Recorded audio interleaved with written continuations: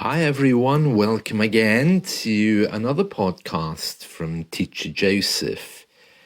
Well, one news headline, which is on BBC News, says that our National Health Service will reward people who walk 30 minutes every day.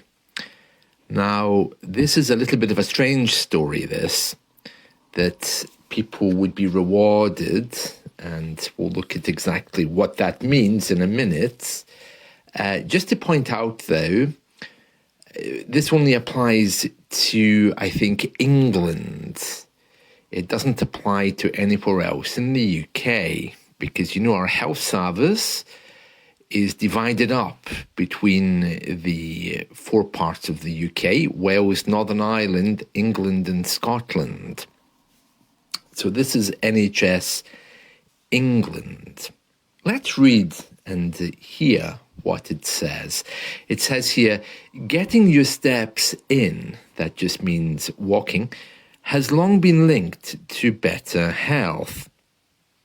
And for the first time, the National Health Service in England is to start giving people rewards for doing exercise.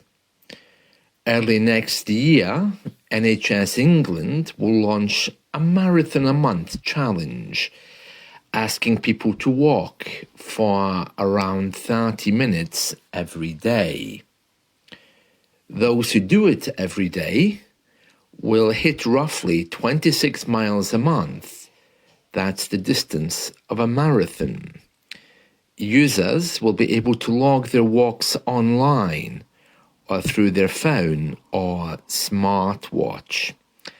And the National Health Service says those who complete the challenge will then be eligible for rewards, which could include incentives and discounts. Now, I'm not sure exactly what incentives they would give, and I'm a bit confused as to why this is only in England. I mean, as we've discussed before, the central government looks after England. Scotland, Wales and Northern Ireland have their own parliaments. But it seems strange. It says here, Lauren Andrew, it doesn't say who she is, it says she thinks it sounds like a good scheme. I'd do it. Small chunks would be easy to fit in. I don't have a gym membership. But when it comes to incentives, discounts, etc., if my walking is converted into a freebie, like drink or food, then that would help me do it. And there's a picture over here. I'm guessing it's just somebody that the BBC have found. It says here the under 25 the BBC spoke to were broadly upbeat about the scheme. One person said that they're very challenged by games, so a gamified challenge would be very good. I don't know how I feel about it. I mean, I'm not under 25, but they'd need more than offering me an incentive to get me to go out walking half an hour every day in the pouring rain. It says here, the scheme is being developed in partnership with Olympic medalist Sir Brendan Foster, never heard of him, who was asked by NHS England to set up a campaign to get people walking.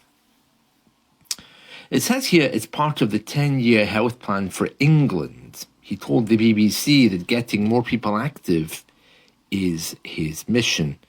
And there's a picture of him here walking on a beach with a news reporter. I don't know why they're not doing this all over the UK. And it's little bit misleading when it talks about the health benefits and potential savings for the National Health Service, which will be significant. Yeah, but our health service is made up of private and public partnerships. Sonia Pombo, I haven't heard of her either, head of research at Action on Salt and Sugar.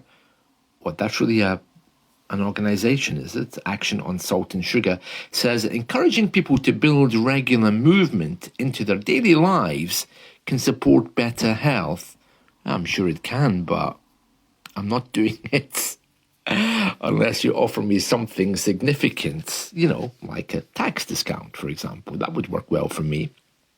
And it says here, full details of the voucher scheme will be released in the coming months.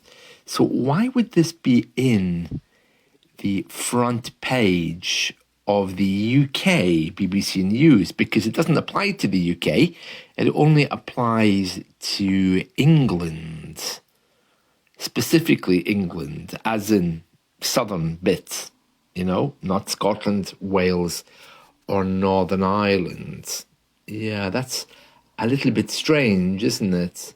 I don't know how I feel about that, to be honest. I don't think I would really be incentivized or motivated to do something like that.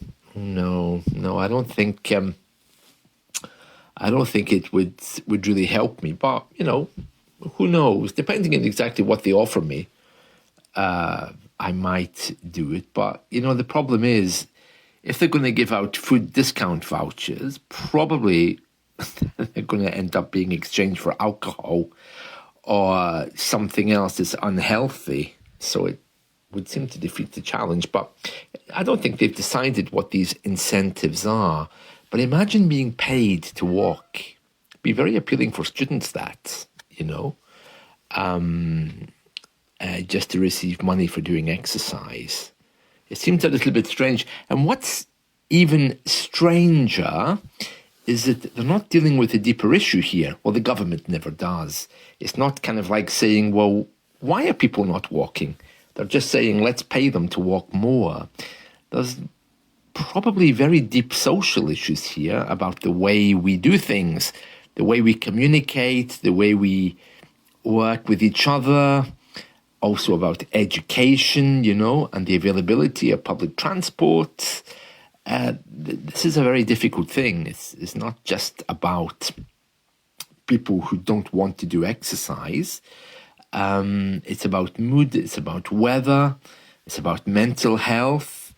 I mean, I don't feel particularly motivated to go and climb a mountain or to go walking. I was out walking today, but I also stopped off for lots of drinks, like Coca-Cola, coffee, donuts.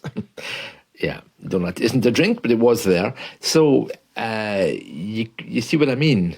So I don't know what they're expecting to gain by this, but they are trying to do something. I guess that's something. Well, there we are. What's your thoughts on that?